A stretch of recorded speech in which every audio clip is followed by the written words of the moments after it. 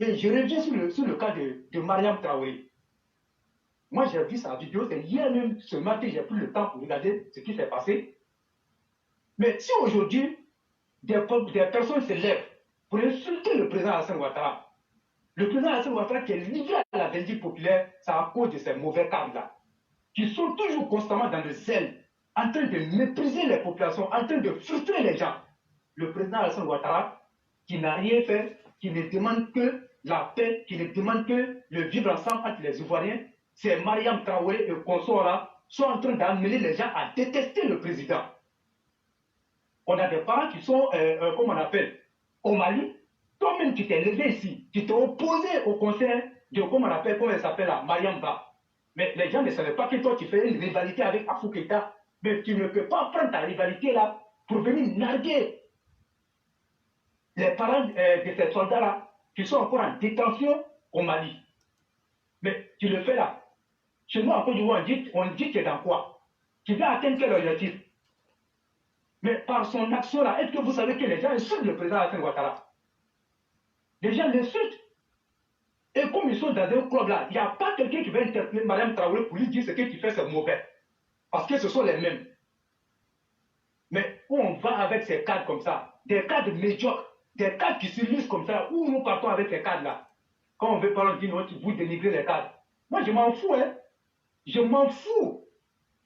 Et moi, j'assume l'entière responsabilité de mes propos.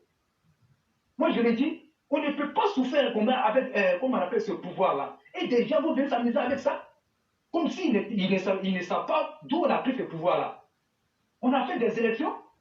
Laurent Gbagbo a dit qu'il ne cède pas le pouvoir, mais il a failli encore prendre encore, comment on appelle, d'autres résolutions pour arracher le pouvoir de force. Vous avez oublié ça. Vous avez oublié ça.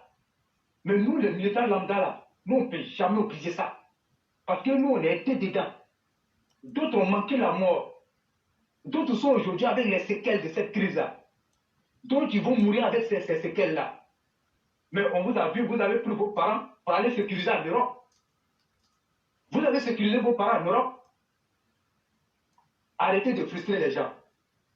Le peuple là, un pouvoir aussi puissant, en tout cas, soit-il, ne peut pas résister face à la colère du peuple. Ce n'est pas moi qui le dis, c'est l'histoire qui le dit ça. C'est l'histoire qui le dit. Donc, cher cas du RNDP, votre pouvoir là n'est pas aussi puissant comme vous le pensez. Hein? Votre pouvoir n'est pas aussi puissant comme vous le pensez. Ce pouvoir-là tient grâce au président Hassan Ouattara. Sinon, quand moi je vous regarde dans votre côté, à qui peut maintenir les militants? Il n'y a personne. Vous tous là, vous êtes accrochés sur le nom du président. On a vu Laurent Gbagbo. C'était le seul. Les cadres n'ont pas cherché à travailler. Ils n'ont pas cherché à apprendre à côté. Aujourd'hui, là, vous voyez, le FPI est mort, disloqué. PPAC, là, c'est un parti, c'est une coquille vide. Mais c'est ce qui va arriver au RNDP. C'est ce qui va arriver au RNDP à cause de votre mauvais comportement. Et puis, est-ce que vous avez quelque chose à ajouter? J'allais vous dire merci le roi du printemps et j'allais revenir surtout sur l'événement de notre mère Mariam Traoré, la députée, pour lui dire que c'était un comportement à la fois indigne, honteux et très irresponsable de sa part. Parce qu'à la réalité, quand on est un élu de la République, ça suppose au moins, mettez ça sur muet, ça suppose au moins qu'on est informé de l'actualité. Et quand on est informé de l'actualité, on sait combien de fois aujourd'hui la dignité des Ivoiriens a été frustrée, mis dans la boue. Je me demande si aujourd'hui un maire ou une députée de Bamako pourrait prendre un artiste ivoirien et flâner le long des rues de Bamako. Mariam Traoré, on dit même quand tu n'as pas regardé l'heure à laquelle tu t'es assis avec les autres pour manger, à un moment il faut regarder autour de toi pour prendre conscience. Ce que tu as fait, c'est très honteux, c'est très ridicule.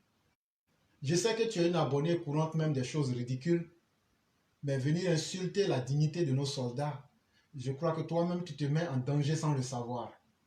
Mais malheureusement, le drame dans l'histoire, c'est que tu fais détester davantage le président Ouattara. Et c'est pourquoi il ne faut pas choisir n'importe qui comme dirigeant.